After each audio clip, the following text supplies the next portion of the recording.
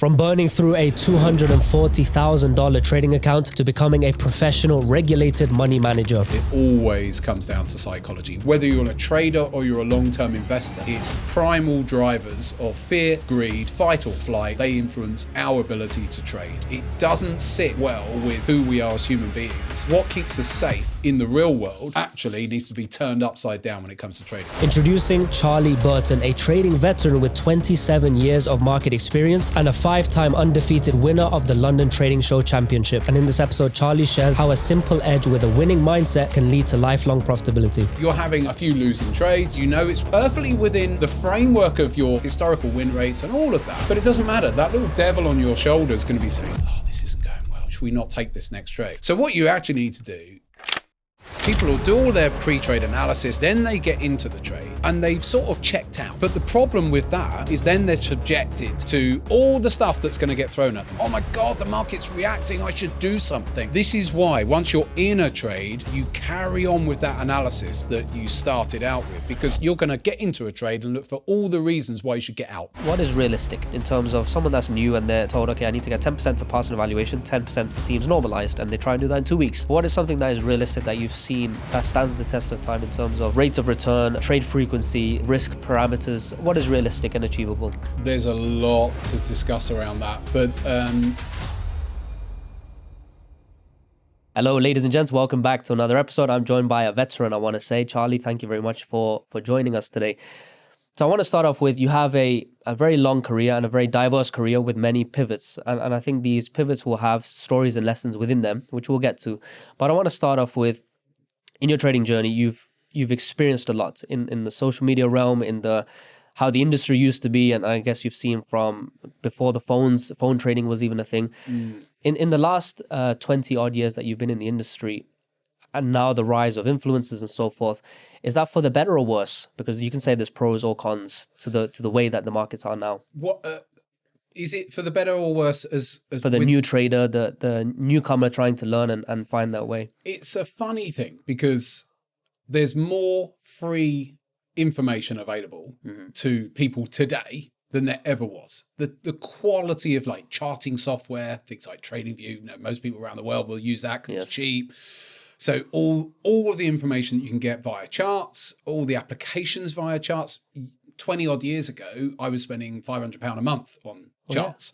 Nowadays, people can spend £12 a month, or they can have it for free. You know, and also the sheer level of information that we freely access. I was spending £20,000 a year just for information from various sources years ago.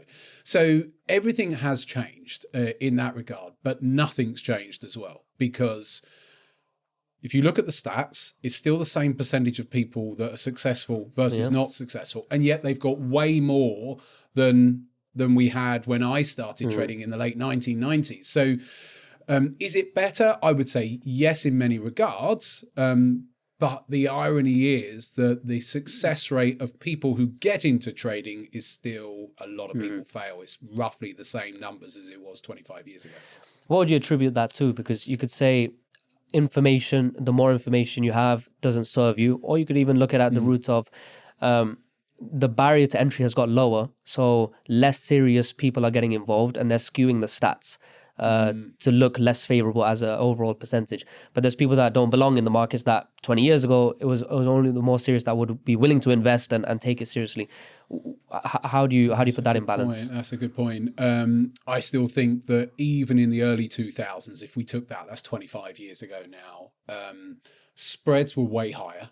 So when you think about, the people, so they didn't, me included, didn't have the same access to information that's there now, but you're paying like 4 or 5 pip spreads on cable, for example. Oh, that's a lot. Now it's almost zero, whatever. Pretty much, yeah. Yeah. So there were more disadvantages, and yet now you're absolutely right. The barriers to entry are lower, so spreads when you're trading are so much less, and yet people still fail. So, is it because there's more people coming in to it because you can open an account with just a few hundred quid or dollars, whatever? There might be an element of that, but people have always gambled, because years ago you could get 500 to 1 leverage out of the UK. Well, you can't get it now, but you could, 20 years ago, certainly.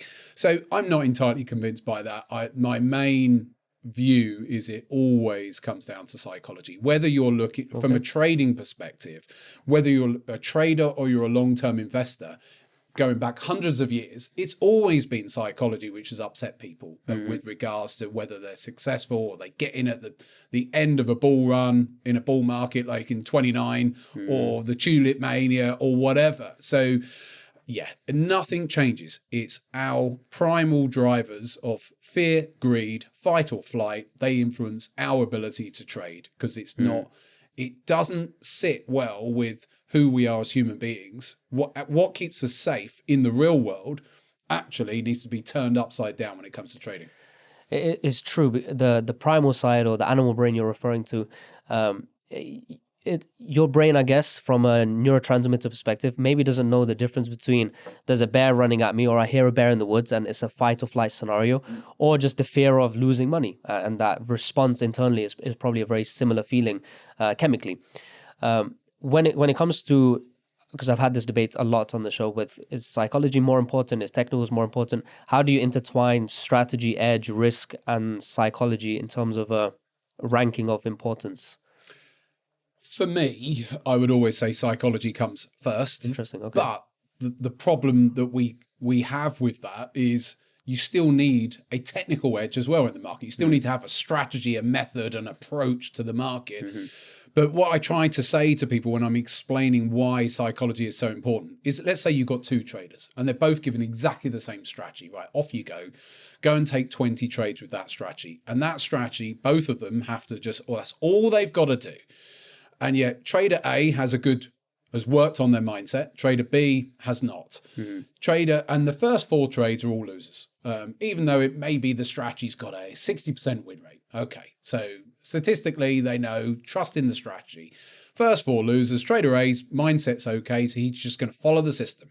Trader B is already stuttering at trade number 3, loss number 3, and then hesitates at trade number 5, so they miss out on the winner when that one comes along, and they underperform the strategy. So that's a very crude example of why mindset is important, why it's so important. You can have a good strategy, like in that example, and yet without the mindset, you're never going to make it. If you look at the original turtle trader experiment, for example, Richard Dennis's in the 1980s, early 1980s, he put that advert out in the papers and took people off the street to prove that you could teach someone to trade. Okay. Richard Dennis at that point was worth 100 million at that stage, one of the original market wizards in Jack Schwager's books. And they took about 50 candidates. They interviewed them, put national adverts in the New York Times and all over the place. And so they filtered them down, I think, to 25 in the first batch. And even of that, half of them couldn't make it. And yet they were learning the strategy of this guy in 1980 or 82, whatever it was, who was worth the best part of 100 million back then. And half of them couldn't follow the rules because as soon as they were having losses, they couldn't handle it. So you can have the best strategy in the world, but if you haven't worked on your mindset, you ain't going to do it.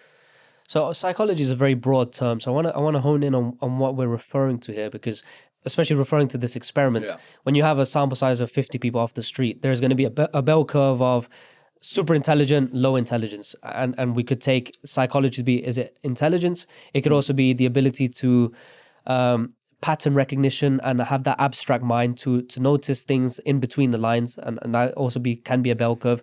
It can also just be adherence. I know the plan, but am I able to follow the plan? Yep. And then adherence, you can say, is it immersion? Do I just got to go through it again and again until I get the hang of it, or is it you need someone around you to keep you accountable? So let's explore this further of what does psychology specifically mean, and then how can we address it? Well, certainly going back to that experiment, they were taking people of average and above average intelligence. Okay. So they were weaning out below average intelligent people because they just needed people who could at least grasp the concepts and all of that. So with regards to mindset and the edge, though, that someone needs to develop, I do think that it's not just about trying to follow it. Well, it is about trying to follow your rules or whatever, but if it was that easy, everyone out there would be successful at trading, and they're not. So 80-90% of people end up failing because a lot of strategies end up failing anyway. So you're also going to have people second guessing their own method that they may have devised and back tested. And then they're still going to suffer self-doubt once they start going through a drawdown period and all of that. And then they start tweaking the system and all of that.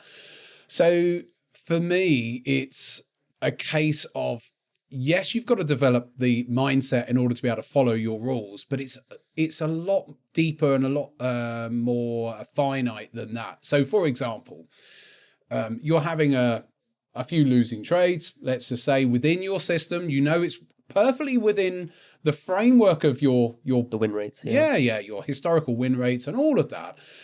But it doesn't matter. That little devil on your shoulder is going to be saying, "Oh, this isn't going well. This is.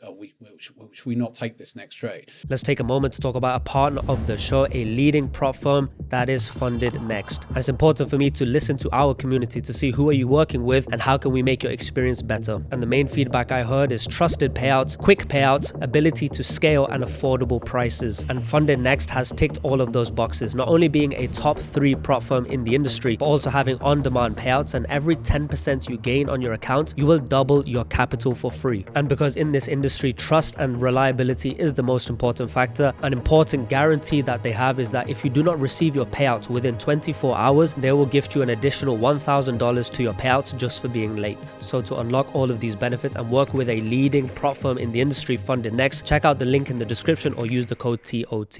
So if you're fear-based and you're naturally fear-based as a trader, then you're going to think, oh, well, maybe we'll just watch this next setup when it comes through. Then immediately you're underperforming the system. So what you actually need to do, and when I've worked with psychologists, one thing that a psychologist that I work with said, people need to talk out loud. When you talk out loud, you fire a different neural pathway in your brain. So like we're talking right now, if I'm just sitting here internally thinking, then I'm going to think slightly differently to when I'm articulating out loud. So that's a proven psychological tool to talk out loud about something. So when I worked with this psychologist, this is 15, 20 years ago, he was saying for a lot of traders, you have a teddy bear on your desk or a mascot, whatever it is, and talk to that thing, that entity that you need to have. Talk out loud as if I'm sat next to you, sort of thing. As if you've got a mentor sat next to you, just talk out loud. Right, this is what I'm going to do. And you need to start asking critical questions. This is the key that I talk about a lot, is if I don't take this trade right now and it goes on to become a winner, am I going to kick myself? Oh, yeah. That's a great way to get yourself, if you're fear-based, to take the trade. If you're greed-based and you're about to just jump into the market because it's all exciting right now and there's, FOMC and, the markets are kicking off, I just want to be in. Again, you can rephrase the question. If I take this trade right now and it loses, will I kick myself? So again, that can act as an arresting mechanism as well. So there's a lot of work we can do with our mindset in order to help us to continue to follow our plan, whether you're a fear-based or greed-based trader. But there's just so much that we can explore. Yeah, so this is super interesting. So first of all, the speaking out loud, is the objective here that if you're taking a trade and you've got yourself into a bit of a tilt headspace and you're taking the trade because you just feel angry. And then if you actually say that out loud, you realize, okay, I'm taking the trade because I'm angry. And hopefully that kicks some sense into you. Is it to highlight that, or is the idea just to reassess your thoughts and see them again? What is the objective of saying it out loud? The objective of saying it out loud is to change the thought path, because you're going down a thought path when you're just internalizing it, because you're just it's an echo chamber. Yes, you've got your finger on the mouse ready to click away, so, and your brain is just in a single channel. All it's about by talking out loud is it will fire the brain wave down a different channel. So I'm not a psychologist, I can't remember, but it's the neural pathways that it goes down. Once you talk out loud, you fire a different neural pathway. Just by doing that, it can act as an arresting mechanism. It's not a guarantee, but if you ask the right questions and you get used to, if I do this right now, this is going to be the consequence. It's this sort of stuff. If I take this trade, or I can't afford not to take this trade right now, because if I hesitate and that becomes a 3R winner, well, that's just completely upset my results potentially over the next week or month, just that one trade that I miss out on. So by talking out loud, just like if you've got a mentor who's sat next to you saying, why are you about to do that? Why are you about to jump into the market? And then you've got to say, well, oh yeah, no, I shouldn't be doing that. Interesting. So it's almost like a pretense, really. You've got someone there who's going to be constantly saying, why are you doing that? Do you know what the consequences are of you doing that? And if people can build that as a habit and a good habit amongst all of their trading plan, then that can massively aid them to stop doing those stupid things that people do. I remember when I was in my first year of uni, and we had a lecture, and it was basically talking about learn how to learn. And they were going around to basically say that some of you here will learn by reading, because that's just the way you absorb. Other people learn by listening, and they'll be stronger. So I remember I would learn more in lectures, even though I didn't attend the most, but I would pick it up because I was being spoken to, and I was seeing a visual. But when I went home and read it, it would just never go in. And I think this is basically what we're triggering here, is that if you're just seeing and your internal dialogue, the moment you say it out loud, you have tripped into a new way of analysis or taking in information, and hopefully that gives you another perspective on the same situation. Here, I also want to explore when you have the ability to speak it out to yourself or a mascot or whatever you have in front of you. I've never done that, but I can see its merit. But what I did instead was I would have a friend of mine that I've been trading alongside for many, many years, and a very similar approach to the market. And we would discuss trades. And that would be that similar approach. Live? Was this live? Yeah, on a Zoom call. Yeah, on a there Zoom you go. call. Yeah. But Same thing. the caveats to that would also be it'd either be a yes man kind of thing, of you just amplify each other's opinions and then you just end up doing something you shouldn't, or vice versa. You have a contrarian view and now you start second guessing yourself and so forth. So what's your thoughts in terms of team related or having another opinion? Even if they're a phenomenal trader, they will naturally be different to you. I think it's good to have a trading buddy in that regard. That's what we're talking about, because trading is a lonely business, as you know. So to have a buddy that you can be conversing with regularly, I think is really good. But you're also right that it could just reinforce bad habits. Just because you've got a trading buddy, someone that you're chatting to, if you've both got exactly the same views and the same sort of, come, let's just go for it, that's not necessarily the same as having a mentor. So a mentor's more likely to question a lot more, because that's what a mentor or a coach is there to do. Is, I've just been watching the US Open tennis the weekend with Yannick Sinner and Alcaraz. They've all got big coaching teams. These are the best people in the world, and yet they've still got coaches. That's true. And so even with trading, having a coach who's going to probe and say, why did you think that way, or why are you thinking even in real time? We can't all have a coach in real time, so all we can do is try to replicate what are the sort of questions that a coach would answer. Because a friend is great. A friend is going to say, yeah, let's do it. But that's not necessarily, for a lot of people, going to, all it's going to potentially do is reinforce the bad habit. Yes. Whereas a coach would say, actually, tell me about why you are going to do that right now. And they might actually provoke a different response. So this has just come to my mind, but it's something that I've actually been doing. So basically in our team, I have someone that is very advanced in computer science and AI. And we hired her for other reasons, but in the end, we went on an exploration of, I've done hundreds of podcasts, I've made hundreds of videos, and if we take all the transcripts of all of these videos, there's going to be a lot of my core beliefs on trading, psychology, and so forth that you can give reference towards a ChatGPT, let's say. So it's a ChatGPT with context of, well, she calls it Waqar AI. So this, I've tested only a little bit, but just to throw an idea, instead of having a mentor, which not everybody can have on a day-to-day trading basis, and not to have a buddy, which apart from accountability can do more harm than good, what about a version of yourself that is AI, so it's not emotion, and you prompt it in a way to say, when I'm about to take a trade, ask me these XYZ critical questions, just to help me sift through my thoughts and have clarity as opposed to an emotional-based decision. Obviously, we're entering uncharted territory, but I want to hear your thoughts on something like that. I think that's a great idea. I'd not thought of that myself, but the power of AI, yeah, and because that's exactly what you need. You feed the information, so to speak, into the AI, and then it's always going to be coming back at you. So anything that works that's going to provoke those questions to either act as an arresting mechanism, because if you're a greed-based trader, then you need reining back in. If you're a fear-based trader, then you need a little bit of a shove in the right direction. So it's just, and AI would do that sort of thing. So I think that could work, yeah. Yeah, it's a cool project. You mentioned a couple of times here an identity of a trader in the sense of, are you fear-based or are you greed-based? And as you're saying, I'm trying to think, what am I? And I don't know, because I feel like at times I have a greed tendencies and other times I just get fearful. Flip. Yeah. And it could be off the back of a winning period that I get more greedy. Off the back of a losing period, I get more fearful. I completely get the approach of, if you are a bit more greed orientated, think about the losses more. And if you're more fear, think about the upside a bit more.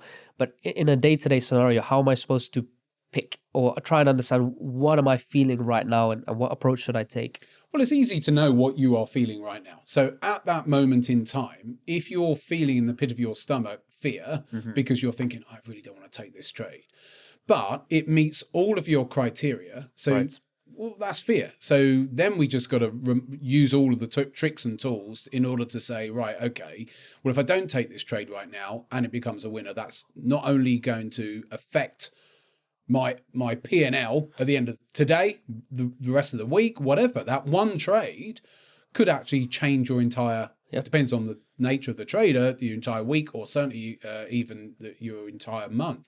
So, and if you carry on using that self-language, that self-dialogue, then that will certainly help. So if you should be able to recognize in that particular moment and that particular day, whether you're in fear or whether you're in greed. Because if you're in greed, you're like, oh no, I just think this is going to go. The self-language is there. I think this is going to go. Yep. No, that's not rational. Are you following your trading plan?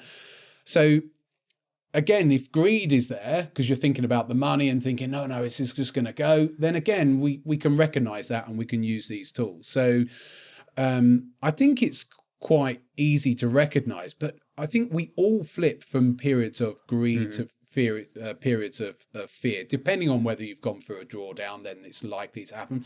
But sometimes some trades I take, the contrarian takes that I take, I don't necessarily feel fear, but certainly in the pit of my stomach, I don't want to take it because it's saying, oh, this ain't going to work out.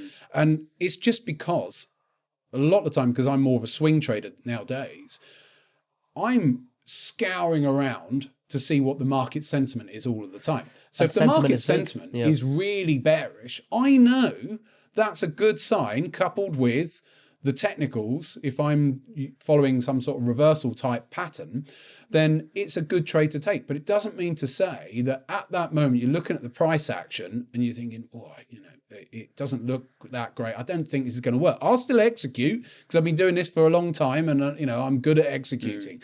But doesn't mean to say that in the pit of your stomach you're not going to feel it. So for someone who's only been trading 6 months or a year, they've got to deal with that and they've got to use that self-dialogue to help them. For the last 2 years, a proud sponsor of the show is a top-ranked leading prop firm, Alpha Capital. And for the years that I've been working with them and the thousands and thousands of viewers, you guys, that have been working with them through the discount codes of Titans of Tomorrow, it's clear for me to see why they are a top-ranked prop firm in the industry. They have also reached a monumental milestone of $100 million in payouts. And with the multiple step plans and the multiple package types they have, there's going to be an option catered specifically for what you're looking for. So you can buy an evaluation account catered to your needs at the most competitive prices, and with our discount code TOT for Titans of Tomorrow, you're able to get the most unbeatable, unmatched prices in the industry with a leading trusted prop firm. And with that being said, let's get back to the episode.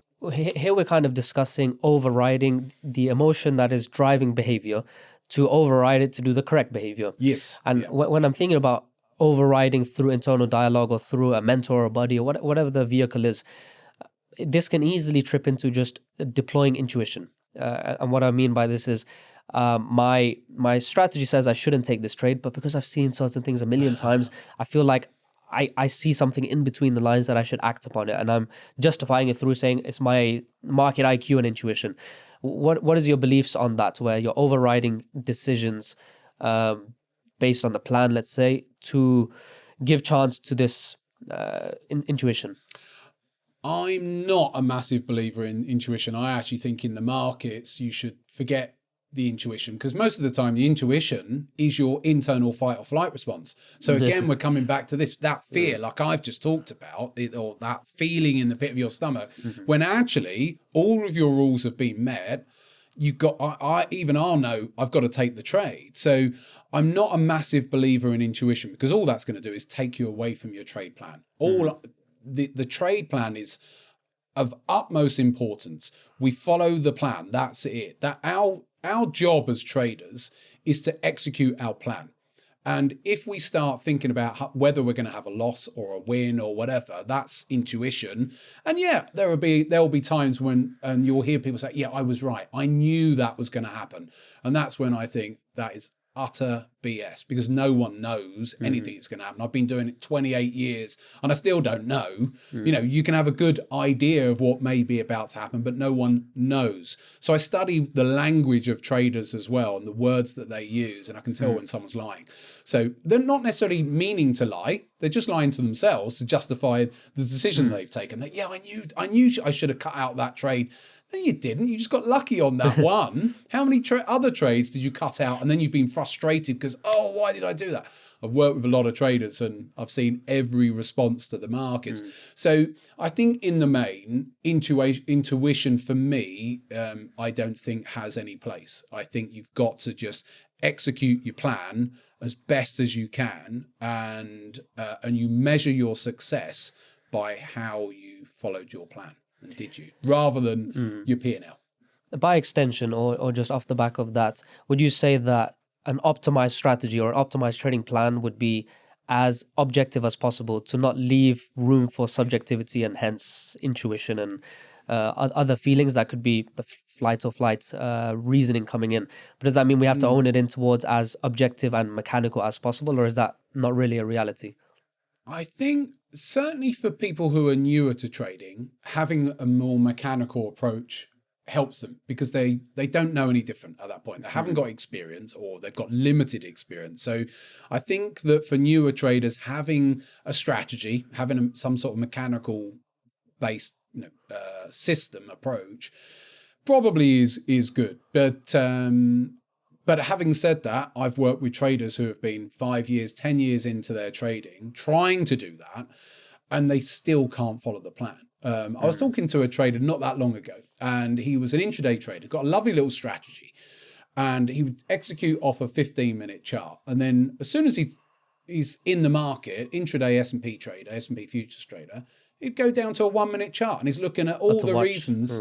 All the reasons why he should get out, even though he's got his plan, he knows exactly what he's supposed to do. So even when you've got a plan, if you don't get on top of the mindset, coming back to that, you're not going to get on. And so he was finding every excuse he could. Oh, there's been a reversal bar, I better get out. Oh, it's going to change now. So I still think as you progress over time, so you start off with a mechanical approach, but as you progress, you can then start to building what I would say an analysis approach as well, an overlaying analysis. So that's what gives you market context, being able to absorb all of this information, whether it's, yes, you start off crudely following a pattern on a chart sort of thing, and that's fine. In the baby trading world, yes, you start following a pattern. But more often than not, as a trader develops, they want to bring in other concepts, and especially bringing in things like market context, where you're doing multiple time frame analysis, intermarket analysis, maybe bringing a bit of macro in as well, to get a broader understanding of of everything that's going on. So you're still following a mechanical system execution. So you're still executing off of a mechanical approach, but you're now starting to say, actually, that one there I'm not going to take, because the market context isn't there for me on that one. This one over here, the market context is here for me. So I'm still using a mechanical-based execution strategy, but applied against the backdrop of the market context. Yeah. When we're talking about psychology, right now we've discussed more prior to getting into the trade, and we're just overcoming greed, fear, hesitation to see, should we basically to adhere to the plan and the ability to execute in line with the plan. I had another guest on the show, and he was wearing a Whoop band. So I jokingly said to him, like, oh, how's your stress? Have you seen your stats as you trade?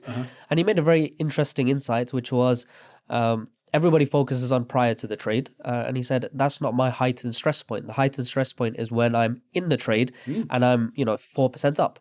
Because, I mean, he also didn't break even. So then he said, at the beginning, my loss was 1%. Yep. When I'm in profit, I could potentially lose all my profits and the loss as well. So it becomes, instead of 1%, it's 4 or 5%. He said, that's when I felt the most stress. And we went on a conversation there. When it comes to psychology, we've spoken about the execution portion, but what about in the trade? Is there other emotions that come to light? And is there a different approach to managing your emotions whilst you're managing the trade? Okay, so what I would always say is that, yes, you've got pre-trade, during trade, and then post-trade analysis. So your pre-trade analysis, this is what I always find interesting. So people will do all their pre-trade analysis, their check box, are they following their strategy? Then they get into the trade and they've sort of checked out mentally in that, that's it, the trade's on. But the problem with that is then they're subjected to all the stuff that's going to get thrown at them. Oh, hold on a second, it's non-farm payrolls day, or there's some, it's retail sales are coming out. Oh my God, the market's reacting, I should do something. Hold on a second. This is why once you're in a trade, you carry on with that analysis that you started out with. So you need to keep reminding yourself. I always say, repeat. That analysis, you can't just get to the point where you put the trade on and then think, oh, that's it. Because like that chap I just talked about, you're going to get into a trade and look for all the reasons why you should get out. And that's why if you ask any brokerage what the top 2 reasons that traders fail, is because they bank their profits too soon and they run their losses. So a lot of them don't use stop losses, as we know, or they move them back down as price moves down. And they bank their profits too soon because they're not doing that mid-trade, like you said, post-trade being put on analysis. You've got to repeat, always. I say that when it comes to your own mindset, and you might say, no, it's clear, I know what I've got to do, I know what the plan is.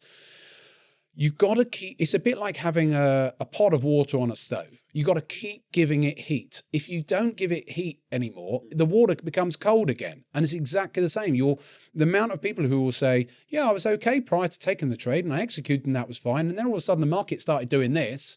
I'm like, well, yeah, well, of course the market's going to do that. It's not just going to, unfortunately, do that every time.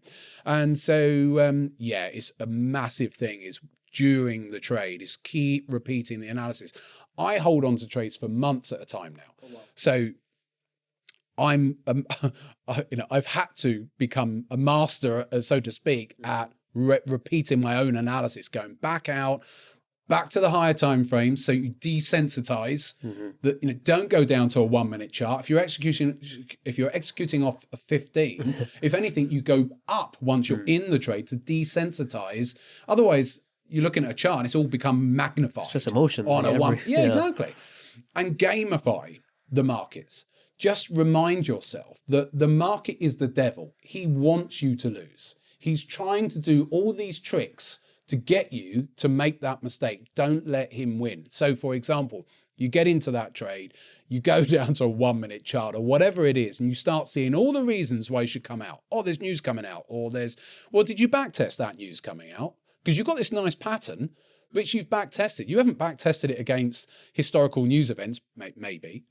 So in that case, you've got to trade it. You've got to carry on trading the pattern. And just remind yourself, the market is trying to trip you up. By doing all of this, the market moving around and having price points coming against you, like your other guests, I'll get into trades where I'll be up several R, and then it's coming, do a deep retrace. And I've got to sit through that. And people say, yeah, but why didn't you just trail your stop up? Well, because if I trailed my stop up, I'm guaranteeing that I'm going to get stopped out and I'm never going to get to that ultimate target, et cetera, et cetera. So again, the devil was won. Because if I start mucking around with my trade and coming away from my plan, he wins. So again, gamify it in that way and just think, the devil's trying to get you. He's going to do these things to try and mess you up. Don't let him do it. So it seems you've transitioned from day trading all the way to not even swing trading, position trading when certain positions are for months. Yeah. And therefore a very a feeling you have to be very comfortable with is a healthy 50% retracement, but that could probably last weeks, can become intensified because you're ruminating in that feeling for weeks. And it just takes a lapse in judgment to do the wrong thing, and you deleted all of the correct behavior that you did for weeks. Yeah. So I did the opposite, where I used to be not months for a trade, but maybe I'd hold it for 1-2 weeks. So I used to be a swing trader. And as the years have gone on, I've transitioned towards intraday trading and even intra-session. And maybe the primary reason was because I'm executing on a lower time frame, I'm able to extract a similar R, risk reward ratio, because when I was doing swing trading, I was having a larger stop. So and then also the decay of if I was to take a lower time frame based entry and trying to swing that, yes, the RR can be crazy in theory, but then it's the risk reward of holding a trade, which used to come to me of, okay, if I'm 1-4 or 1-5 and I want it to go to 1-7, let's say, I'm foregoing unrealized 4 to gain another 2 or 3. That's a negative risk reward to hold, if you catch what I'm trying to say. So for multiple reasons, but primarily I wasn't good at sitting with the feeling of a healthy 50% retracement. It would just throw me out of line. And I didn't face that as much because on a day trade, there's instant feedback. So I know very quickly if I'm right or wrong, and that satiated a feeling. So I don't know actually if the decision was driven too much by psychology, but you've went the other way. So I want to hear your thoughts of day trading when there's a bit more instant feedback and you don't have to ruminate in feelings, as opposed to swing trading in a way where you have to sit with feelings for weeks on end. Is that transitions and the hurdles still worthwhile to transition towards swing? There's a lot to discuss around that, but I started out as a swing trader, then became an intraday trader. Okay. So I started out trading on the side of my career. Then when I went full time after 4.5 years, I became that day trader, so to speak. Still did swing trades, but was day trading. And so when it comes to intraday trading, yes, you've got that instant feedback. But for me, by the time I'd got to 2013, 2014, trading for me has always been more than just about the money. It has to be more than about the money. Funny enough, Bill Lipsberg, or whatever his name is one of the, been in another Market Wizards book, said something along those lines. So if trading is all about the money, your focus is on the wrong thing. You hear professional athletes always talking about following their processes, and that's what we've got to be good at. The money will take care of itself. We've got to follow the processes. But for me, intraday trading, you're right that yes, you've got an instant feedback loop. Within a couple of hours, you know whether you're right or wrong, and then you can move on to the next trade, and you may have already done that. So yes, you've already got that, but there are disadvantages as well for intraday trading. For me, coming back to the trading itself, I confess that intraday trading became very boring and tedious for me. So going into a trade and coming out for 1 to 1.5 hour or 1 to 2, that sort of trading, what I call vanilla trading for me. Over years of doing it, it was becoming, I needed more of a challenge. Trading has always had to be deeper for me than just making money. Coming back to what I've said, there has to be something. It's a bit like when I did martial arts for years. Although I competed for England, that to me was that's the top level, that's the showy part, the competition. But the depth is learning something which is 2,000-3,000 years old, So I've always needed that sense of depth. So once I'd sort of over years become very proficient with day trading through the great financial crisis and all that sort of stuff, putting on shows, winning competitions, all that sort of stuff.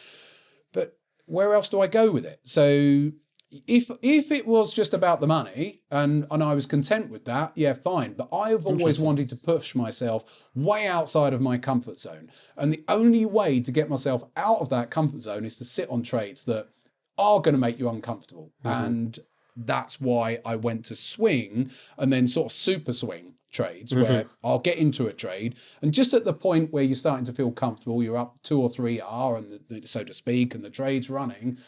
That's when I'm starting to look at adding to the position. So I'll add another. I see. So I'm never at a point where I don't have risk in the trade, or very rarely. Towards the latter end of a trade, then yeah, it might be the case. So for me, that is pushing me outside of my comfort zone. That's what I crave and what I need from the market. It has to be more than just, oh, I just made 2R on that trade. And, you know, that's fine, but it just became that I needed more. And from a personal psychology perspective, It's interesting.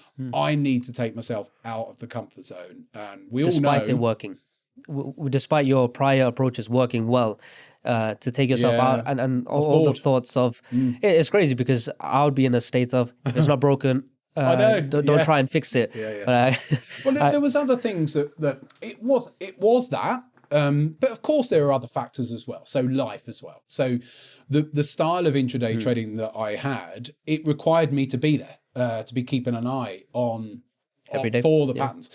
And so as life evolved, I found myself, like if I had to come out like today, coming out to do a great interview with yourself, I can't do that from an intraday trader. Well, I know that's a sacrifice. That's a big sacrifice to come out. Whereas as a swing trader, I can afford to come out and do these things. And so the amount of times when I'd have to go and run an errand just for an hour and you come back and that one setup, it's always the way that one setup's come in that hour that you've had to go and run that errand or walk the dog or whatever you've done, go to the gym or whatever. And you've missed out. So for me, there was all of that, thrown into the mix to say, right, okay, I need to push myself more because I'm too much in my comfort zone. I need to take myself out of that comfort zone. How can I do that?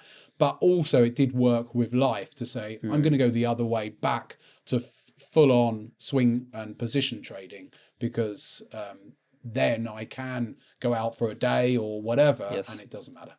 Would you agree in me saying that intraday trading is more technical driven and swing trading is more fundamental driven? Fundamental and sentiment, Yes. For intraday, it's all technical really because it's you've got news-driven events, but it's all technical. And so, whereas I quite like the analysis of what's the market sentiment right now. Okay, interesting. I like that in the positional, especially with the position trading side. And can that you can say technicals is almost like a science because you can make it objective, whereas sentiment, I don't have experience in it, so I can't say. But just from an outside perspective, it feels a bit more vague. You're combining a few factors and trying to assess what that could mean. So it's not as black and white. And then things change and things update. And I can imagine when you're super swinging, if you're holding a trade for weeks on end and then something changes in the sentiment. So now what was correct with the information you had 3 weeks prior is no longer correct because things have changed in that sentiment or geopolitical factors. How much does that influence a position? Well, it depends. It depends on the depth of the sentiment. So let me give you an example. So if we roll back to 2022, October 2022, the dollar peaked, the euro dollar troughed at that point, and the other currencies pretty much around that time made their lows against the dollar. From a sentiment perspective, there's a couple of factors. When I'm talking about sentiment, we can look at things like the COT reports, so we can see what the big hedge funds are doing. So from a sentiment perspective, we can see where they're positioned. So positioning is important. So if positioning is stretched like it was at that point, so it's stretched against the dollar, then to me, I know that if we do get a reversal, sentiment is not something you can trade off, by the way. That's just part and parcel. Is that just direction? Sentiment is just giving us the backdrop. So it's giving us if you had a legal case and you had a lawyer representing you, they would have your main case and they would have supporting evidence. So for me, the sentiment is the supporting evidence. Got it. So if you've got positioning which is stretched long for the dollar, then you know that if the market does turn, we still need a technical patterns in place as well. So if the market does turn, then the capacity for a massive unwinding of that position is there. And that's going to take longer than just a week or two. So you have that in the background. And that's what was going on back then from a sentiment perspective as far as positioning was concerned. But also then you've got all the headlines, Bloomberg, articles, Reuters, everyone was talking about the strength of the dollar and the demise of the euro at that point. And this is where I'll say in the pit of my stomach, at times I'll be taking a trade. I had all of I have technical patterns screaming at me, I've got to go long. And yet it's still not comfortable because the market overall is saying, yeah, the euro is going to carry on coming down and the dollar, and But I also know that when that if that's going to unwind all those massive euro shorts in the market, that unwinding of all those shorts is going to take longer than just a week or two. So if you get it right, coupling sentiment with the technicals can be really quite special. So I guess the technicals serve a purpose to time the sentiments. You're basically seeing when it's ready. You can't time the sentiment. So when some of those articles were coming out, they're not coming out on the day of the low. But what's interesting, I find fascinating, financial journalists, they're not traders, they're just journalists. They get excited as well. So when they want to write an article about what the S&P's just been on a great run, or the NASDAQ or NVIDIA, whatever you choose, whatever, by the time they write the article, they're writing it because the market has already been going up for a long time. They're just reporters after all, whether it's that or whether it's the dollar or whatever. So the point when they start clustering and they're all writing similar sorts of headline stories themselves, we know that the market must have already been in quite a trend. Right. In order for them to start writing about it. And so by the time they're writing about it, we know that that trend is established. And then it's just a case of whether that is making, in that euro example, a major low, or it's just a temporary low, which might just be, like you said, a tradable event for a couple of weeks before it then reverses back over and resumes its downwards trend. So there's a lot going on, but that's what I find fascinating. It's like a jigsaw puzzle. Working it all out. It's completely different to just technicals, because that's a repeatable kind of mechanical approach. Whereas this, so when it comes to sentiment, there's many ways to gauge it, and probably weight it as well. Like these opinions matter more than other opinions. Yeah. The COT report specifically, would you say that is almost a self-fulfilling prophecy, where what the big players are doing and how they're positioning themselves eventually has to play out because they're the ones with the larger sums of money? It's a funny, I use the Commitment of Traders report in two ways. So I will look for confirmations of trend. So to see, if they're, quite often you'll see a trend in a given market, and when you're looking at their positioning, it's moving in line with that given trend. So that's fine. That's giving me just a confirmation of what's going on. But if I'm looking at potentially a reversal, then if we take that euro as an example back in 22, then there's two things that can happen. Their positioning can get stretched. So they've been, in that regard, selling and selling and selling. And so their positioning is really quite stretched. They're at new, as far as the dollar at that point was concerned, I think it was the highest dollar long position since way back in 2008 or something like that at that time. And so we knew that they're stretched. That's not a tradable event, but it's just supporting evidence. Sometimes, though, they diverge. They've already moved. They've moved before a move. So you can already see in their positioning. Now, the COT report is useless to an intraday trader because it's out of date, by the time it's even released. But to a swing position trader, that doesn't really matter. So if I see that actually they're not going with this move anymore, this move down in price on a chart, let's take that euro dollar as an example, euro dollar is still coming down, but they've stopped. In fact, they're actually winding down their positions at the moment. They're starting positional wise to lighten up. So again, a divergence in their positioning can give us a heads up as well. So I use it in two different ways, whether we're an extreme, if they're an extreme in positioning, or if they're diverging against the market, it gives me that information. Is that divergence a indicator of what's to come? Well, it can be, because if they are diverging, like you said, the big players, if they're not going with it, if they're not continuing to sell, or they're more than likely they're still net short, but they're less net short than they were, so they're diverging. If it's quite a clear divergence, then that usually tells us that they're not necessarily, they're starting to be a bit more cautious towards how much more downside there is. Then it comes back down to, I still need to have technical patterns, and I'm not always trading reversals, but I do, is something that I will trade. So at that point, if I've got the technical patterns in place and I'm seeing either extremes or divergences amongst the big hedge fund managers, plus I'm seeing Reuters talking nonsense on their front of their magazine saying that's it, the euro's doomed. I've got to put in all that together, say there's a tradable opportunity here. A common theme that I've had from a lot of guests is they describe how the market has changed. And just yesterday, I had a chap who was mentioning how he had a certain strategy, and then COVID came along, and he just entered a drawdown period back to back, and he had to reassess it and make a new approach. With 20, almost 30 years of experience in the market, have you noticed any meaningful changes with the rise of technology, even now AI? Has that manifested in differences in price action? Probably, but I don't trade intraday anymore. And I think that's where the intraday noise is there's probably more noise now than ever because of the amount of competing systems that are down there, from an intraday perspective. From my perspective, less so. The markets still trend, they still consolidate, and they still reverse. And so, and because I'm not following a mechanical system, I do think that's the problem sometimes with a mechanical based approach, that it can have some amazing runs, but it can also have some awful drawdowns at times as well. And then it comes down to your ability to stay with it, or to get to a point and assess like that chap and say, do you know what, it needs changing now. So the difficulty for a lot of traders is they start changing a strategy before it actually needs it. So, and then they'll justify, oh yeah, but I've got a 10% drawdown, I must do something. And actually nothing maybe is broken. For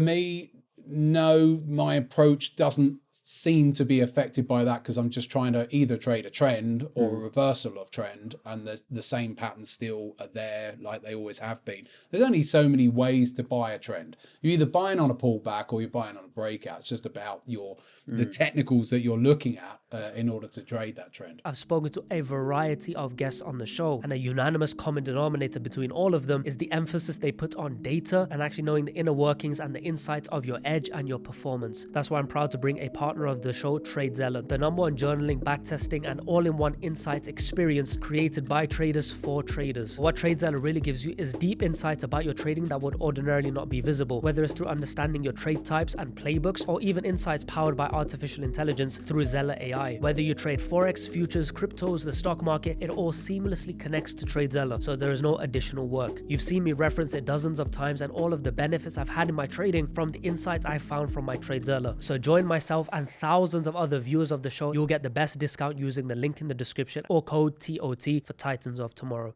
I want to move towards the rise over the last maybe 5-6 years of prop firms. And now obviously in your era, when you were first, well, the majority of your career, these things didn't exist.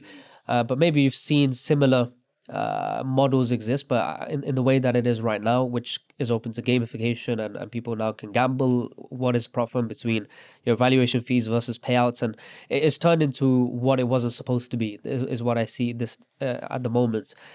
How do you view prop firms? Are you a proponent? Do you use it? Are you for it, against it? I'm way too old to use it. I have no reason to use it. I've been trading way too long to need that. I understand the advent of them.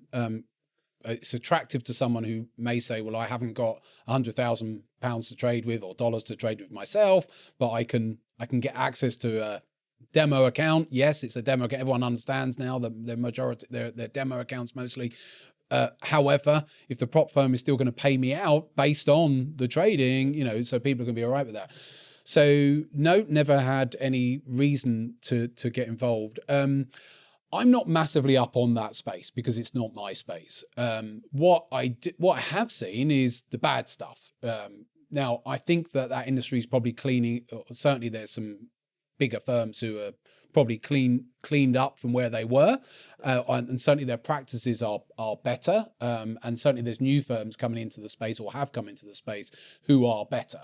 But certainly, we've seen some of the firms go bust. It's like a pyramid scheme as far as I'm concerned. And a lot of them are like that. It's a case of finding the good ones amongst it all. One of the early, without mentioning names, one of the early prop firms, admitted that 98% of all their, applicants just lost money, and some of the tactics that they would get up to. I know people that have worked at some of these prop firms, some of the earlier ones, and have said, behind the scenes, if they have anyone who's making too much money, then they'll start slipping them and or either switch them off. But before that, they'll try and make them fail by creating lots of slippage and, all these rules around, you've got to be flat over weekends and around news, they would slip them and all of that sort of stuff going on. So I'm sure there's some good quality firms out there, but it's not my thing. I guess that's not too different to the broker space, where you have similar predatory practices happening in the unregulated high leverage ones. Yeah, but I live in the UK. I trade, it's a highly regulated environment here. It's not the Wild West. And I think that's where the prop firm space is going to go. It started out as the Wild West, a bit like 20 odd years ago. And of course, if you're out in a different jurisdiction around the world, there are still plenty of brokers who do treat it like the Wild West. If you're in the UK, they're high, and Europe, they're highly regulated. And even like you're in Dubai and a lot of places around the world now, these are big, serious players. They don't need to be trying to upset and make their clients lose money. It costs the average broker so much money to acquire the average customer that if they try to do that, it's not worth their while to do it.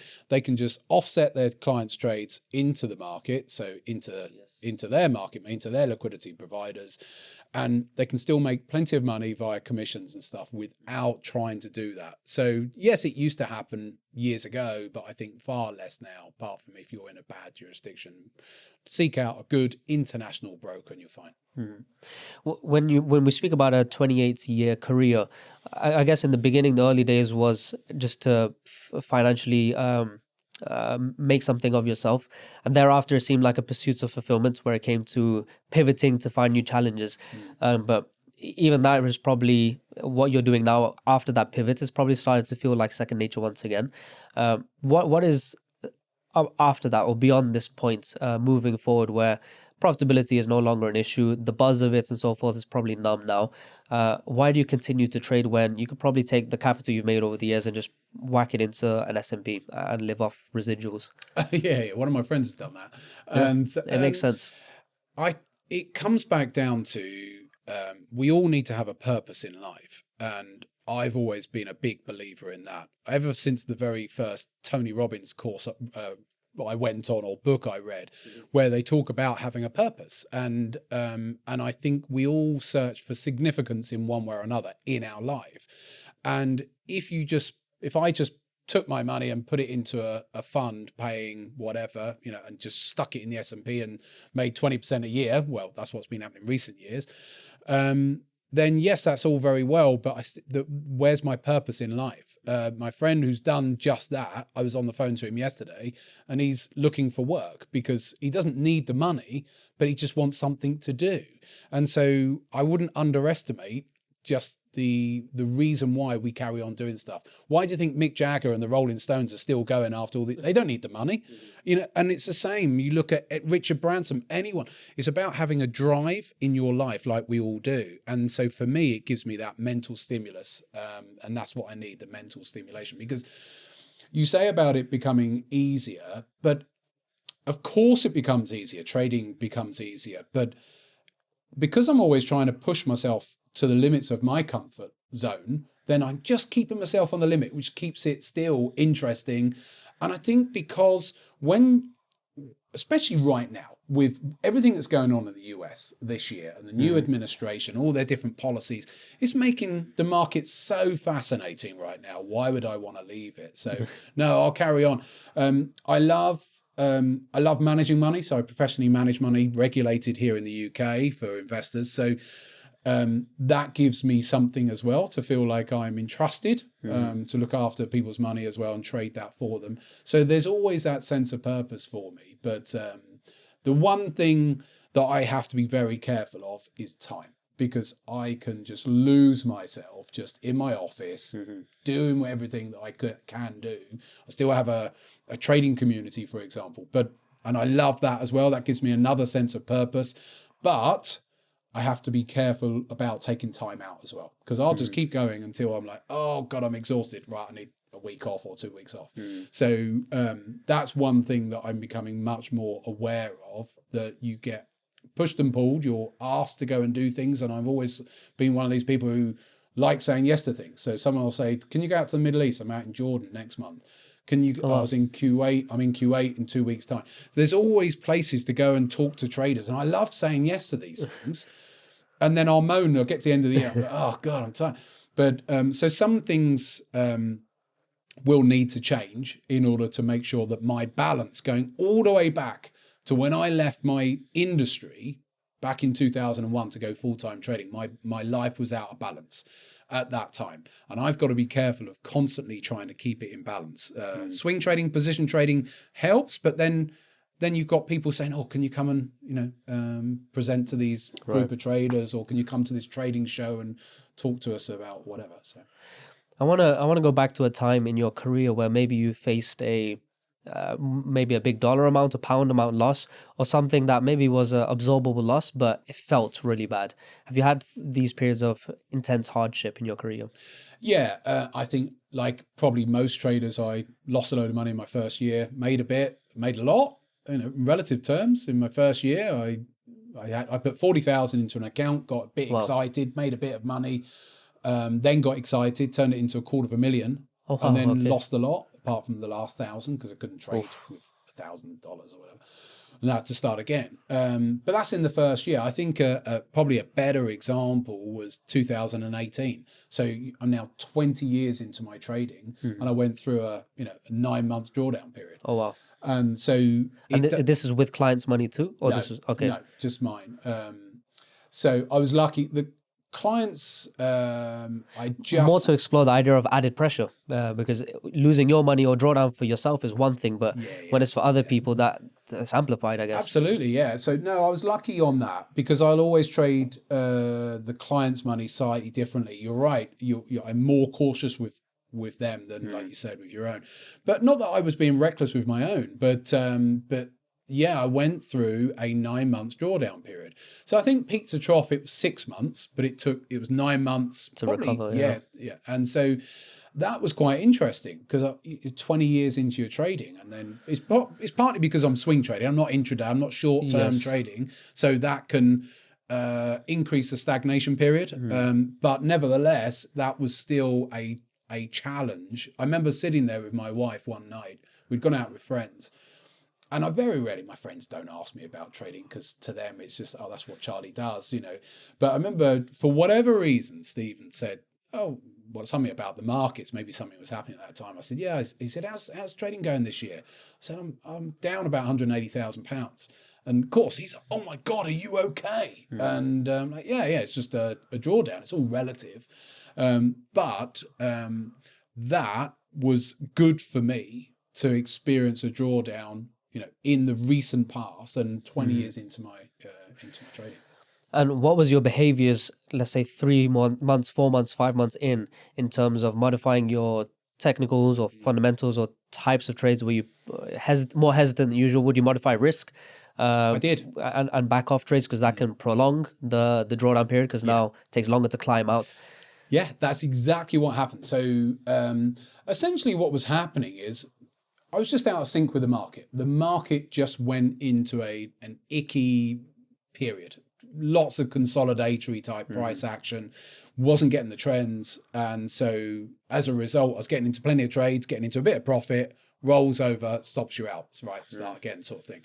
And so I was just out of sync with that. I didn't want to make major adjustments, and certainly not for quite some time, because just at the point you make a major adjustment, then the market resumes. You can't be that reactionary. Exactly. Yes. So the main thing that I did was to reduce risk. So once I was several months in, exactly that. And actually, I was quite conservative in not bringing the risk back up. So actually, it took me to get peak to peak, prior equity high back to prior equity high did take longer because I was quite laid back in trading it, in increasing the position size back up because I'm not in a hurry. It's not a massive, it's my pension fund, so to speak. That's what I call it. So I'm not having to draw upon it every week or every month anymore. To live, yes. So I could quite happily take my time. So it did take, for that reason, it extended the period peak to peak. But I think that's a good thing to do because you're desensitizing any emotions that you might experience. And for me, it's not so much about emotions at that point. But what it is, okay, I'm out of sync at the markets. I don't know what point the market's going to come back. I need to protect my capital. It makes sense. Yeah. It just has the spillover effect of prolonging the issue. I want to pivot towards let's call it financial maturity or just financial literacy outside of just trading. Because a very common philosophy that people have coming into the markets is, I'm going to learn how to trade, I'm going to use prop firms to get as much as possible, and then put that into a personal account and grow that to the moon. But I haven't seen really anyone actually grow it to the moon and just live off that. So usually people tend to then pivot and do other things. In that pursuit of diversification, this year is the first time I significantly invested into the stock market, indexes, gold, and so forth. And I just thought it was about time. But I did it to what your friend has also done. I liquidated a large portion of my trading account to put it when it was the tariff situation. I thought this is a time to strike. And the reason I did that was because I'm not swing trading, I'm day trading. I realized majority of my account is dead weight in the sense of it's not working capital. I'm not using significant margin. So I realized I can take the same position size with a smaller account because of leverage, and I can put this into something and generate me something on the side. And the spillover effect is given me a lot of peace. It's also given me this feeling has gone away to chase. It's just changed my persona in the market for the better. And then also just the wonders of investing. And then now that's fixated in my head of like, okay, if I just grow this pot, this can now be that retirement kind of thing, which really can get crazy with compound interest. But just speaking about 28 years, apart from just what you've been doing in the markets, what else have you done around your life to build that financial moat, let's call it? I mean, I have investments outside of trading. I've always seen my trading, I say always, but for a long time now, as being, my baby, so to speak. But of course, I still have traditional pensions, so I still have those. And does that come from the trading account, or is that other projects and you keep it separate? No, that's just old company work pensions. From back in the day. Yeah, of course. And so that's still managed. I do have some property as well, and the usual sort of stuff. I have some investments in wine and whatever as well. So, across a broad variety of asset classes, bit of crypto, the usual stuff. So I do believe that it's good to have that diversification, just because, I could go into a flat period again from a trading perspective, but then the markets are still behaving quite nicely and they're still going up. So you still feel the wealth effect as what you're talking about as well. And so I think it's good to do that anyway. So if people can do that, then definitely should do it. Yeah. And what about the feeling of, because the reason I hadn't done it until this year was because maybe it was naivety or arrogance of, I could do more with the money myself. And it was always the opportunity cost thought of, I probably might end up just doing 5-6% a year. And then that seems very boring, especially in my 20s. How did you come over that FOMO, or was this something you've been doing since you were young, to see I could put it into these properties and so forth, but I could also trade that same money and maybe get more out of it? I think for you, that one of the tougher things, your time is in demand as well. So from a trading perspective, you can't sit here and intraday scout. This next month is off. Doing this. Yes, exactly. Yes. So I think that's a really good thing for you anyway, because, and for a lot of other people, time is really, is the key. So for me, from a swing trading perspective or positional trading perspective, I can still do other things, and they're not going to get in the way. Whereas if you're doing interviews for 2 weeks solid, you're not intraday trading. So you're not making any money from intraday during that period. And so I think that's a good example of why diversification is good. Now that you mentioned this, I'm just looking back. I've probably crossed 100 guests, and every single guest that is maybe over the age of 35, not a single one of them is intraday or scalping or intrasession. And a lot of them did start that way or had that in their career, but they all seem to pivot towards swing or investments or super swing. Do you think that's more because of a work-life balance approach? I think it's just because we're all getting old. So, joking aside, when I was younger, I loved the intensity. I used to sit in my office till 2-3 a.m., hunting for trades, in the early years. I was younger then as well. I think as you get older, then of course you appreciate other things. I'm not saying that I didn't when I was in my 20s, but they just become elevated, shall we say. And so the main thing is what I've already covered off as to why I moved away from it. It's multifaceted. Yes, it was searching for to take myself outside of my comfort zone, but also time to be able to manage everything else I do. Like for yourself, you're a classic example. You're doing, this is massively successful. And if you were a position trader, you'd be able to be position trading. Yes, I get thrown the idea. I get thrown the idea a lot I'm trying to persuade him to. Why is that the case? I think it's just the intensity that more people. But there's still people my age who are day trading and still thrive on it. I think it's still a personal thing. Really, is what we all want. Out of life and out of our trading. I don't think there's a right or wrong. Do I think that for people who are new to trading, should they be intraday? No, I don't. That is something I disagree with, because I think the emotional ranges that someone who's new to trading is so intense for someone who's new. They've got to learn all the patterns and everything else, and they've got to deal with all the psychological mindset stuff, and which just is that intensity of that burning desire to be right for someone who's newer to trading. I think they have no business getting involved in intraday. Like you were a swing trader first, then and that's how, if someone wants to become a day trader, I would rather even if they're trading off a 4-hour time frame and just holding for 2 days, that's nice, holding period, swing trading, and then gradually build your resilience up. Because the market is going to question you, and it's going to completely always be pushing you and testing you. And when you're new, you don't have that skin like a rhinoceros that you need to be able to take all that stuff that's being thrown at you. So I think that most people go swing first. If you then still want to day trade, then go into day trading. And a lot of people then, as we get older, do just decide to go back to swing or position trading because of time. I finally have a special offer to share with all of you from the US, or my futures traders, which is over 20% of the listeners of the show. And that is Alpha Futures, a leading futures prop firm that is working with Trader 8 and Ninja Trader that are compliant with CME regulations. With the largest end of day balance drawdown in the industry, a 90% profit split and same day payout. And with the most competitive pricing in the industry, with accounts starting at just $79. On top of that, just by being a viewer of the show, you get up to 40% off all evaluations. So why not get started with an evaluation right away, trading $50,000, $100,000, and you already know the power of prop firms and larger capital. So go ahead and use the link in the description or code TOT for the best prices in the industry, plus the best discounts in the industry, to make this a home run offer if you are a futures trader.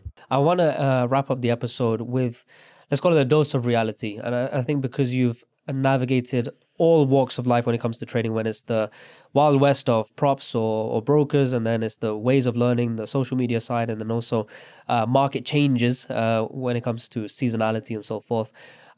If we can just have a conversation on what is realistic in terms of someone that's new and they're told, okay, I need to get 10% to pass an evaluation, 10% seems normalized, and they try and do that in 2 weeks. So the perspective gets warped. But what is something that is realistic that you've seen that stands the test of time in terms of rates of return, trade frequency, the kind of risk parameters, these kind of things? Just what is realistic and achievable?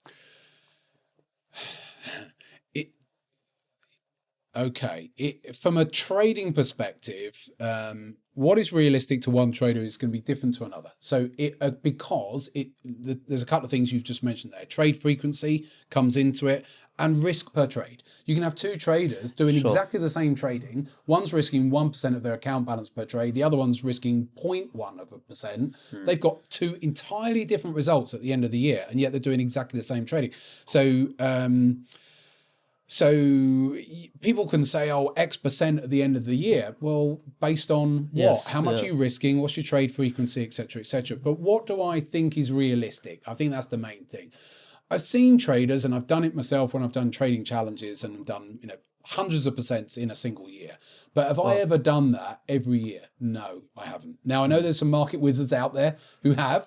And I have heard of a trader who is here in the UK who makes about 300% a year and has done for 15 years. But he's old. Gosh. He's an ex-City institutional trader. He has no interest in being on social media. I was about to say, he asked his number for an interview. No, he has no interest. He's probably about late 50s, 60 years old now. No interest, just does his thing. He's an ex-City trader. And would you say he's phenomenon anomaly, or would you say Yes. that he does something that others don't? He's a unicorn. He just sees numbers. None of us are going to see. He doesn't look at charts and stuff like that. He just sees interesting. sees value.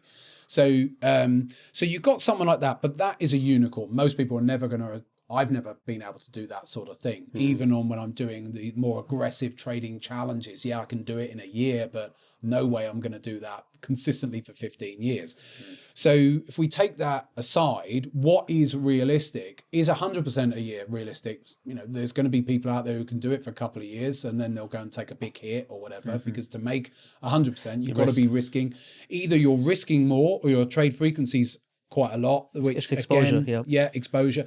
So, but do I think 30 to 50% on average in a year? I think for a retail trader, that is doable. I've got traders that I've coached who average that. They don't do it every year, but thinking of one guy, he'll make 80% in 1 year on his account, and the next year he'll make 20%. He's had years when he's done 15 and years when he's done 50. But overall, he's averaged out at that sort of amount. So from my perspective and my experience of dealing with traders, then I think that is a window that is more than possible. But I've got also ex-city traders that I work with who risk tiny amounts, and they are happy just making 15% a year.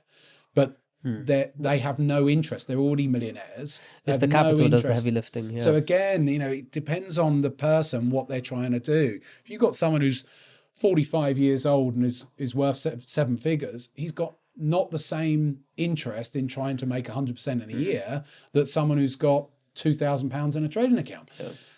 So everything's different. But do I think you can do 30% in a year, 40, 50% in a year or more? I've done it. Yes, absolutely. Or even triple digits. But I don't think that the majority of people can do triple digits every year. I don't think so. Some people can, but again, they are less than 1%. Phenoms, yeah. Yeah, exactly. And we can't. If we are more realistic with our expectations, then and say, right, you know what? If you did 20% as a trader every year, you are going to outperform the S&P. So. Yeah, just a dose of reality there. And maybe just to wrap up, I just want to give you the opportunity, any lasting advice or a big lesson that you want to pass to someone who's watching, is usually the audience is at the 1 to 3 year mark in their career. Keep going. I would say tenacity in trading is everything, because the market is going to challenge you. Like I said, I was 20 years into my trading and then I went through that drawdown. Doesn't matter. You think you're the master. You've learned it all. You're 3 years into your trading and you think you know it all. And yet, have you traded through a massive bull market, massive bear market, a wide-ranging market? Probably not. You've not traded, if you've only been trading 3 years, in every different market condition. So always be humble in front of the market. Otherwise, the market will humble you. There we go. A beautiful episode, Charlie. Thank you very much for joining us today. Thanks for having me. There we go. Perfect. Great stuff.